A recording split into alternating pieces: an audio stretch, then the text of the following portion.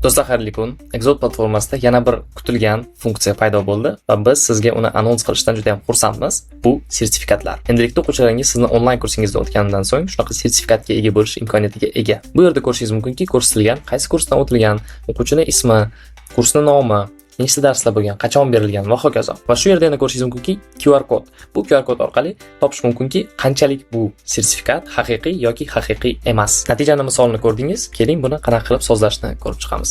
Biz hozir maktabimizda katalogidamiz, boshqaruv paneliga o'tamiz. Chapda kurslar bloki. Endi biz o'zimizga kerakli kursni tanlaymiz, qaysi kursga biz sertifikat sozlamoqchimiz. Masalan, ushbu kursga kirsak, chap admin panelida ko'rishingiz mumkin, sertifikatlar bo'limi paydo bo'lgan.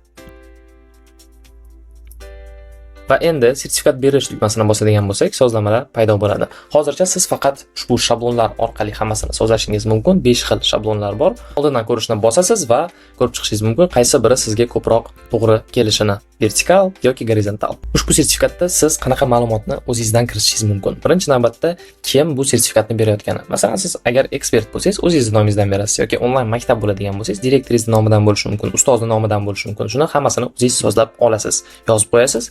Kimligini va ism sharifini. Albatta, ushbu sertifikatga imzo rasmi va muhr rasmini ham qo'shib qo'yishingiz mumkin. Rangini esa o'zingizning brendingiz bo'yicha bemalol tanlaysiz.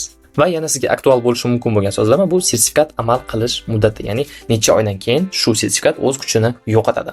Va ushbu sozlamalarni so'zlaganingizdan keyin siz saqlashni bosasiz va o'quvchilaringiz kursni tugatgandan keyin ushbu sertifikatga ega bo'lishadi. Do'stlar, bundan tashqari yana bitta yangilanishimiz bor, aynan shu kurslar bo'limida. Keling, uni ham bitta ko'rib chiqsak. Buni ko'rsatish uchun oldin men maktabning katalogiga o'tib olaman.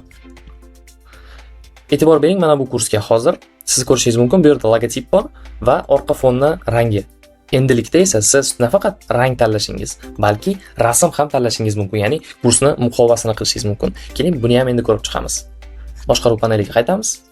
Kurslar bo'limi, ushbu kursga kiramiz va endi biz sozlamalar punktini ochamiz. Bezatish va dizayn.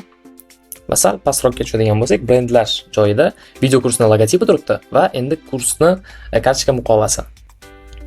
Plyusni bosamiz va o'zimiz oldindan tayyorlab qo'ygan muqovani olamiz. Tayyor va bo'ldi. Va shu yerda ko'rishingiz mumkinki, agar men rasm qo'yadigan bo'lsam, u shunaqa ko'rinishda bo'lishi mumkin. Ozgina matn ustiga tushib qolibdi, lekin hech qisi yo'q. Bu shunchaki misol.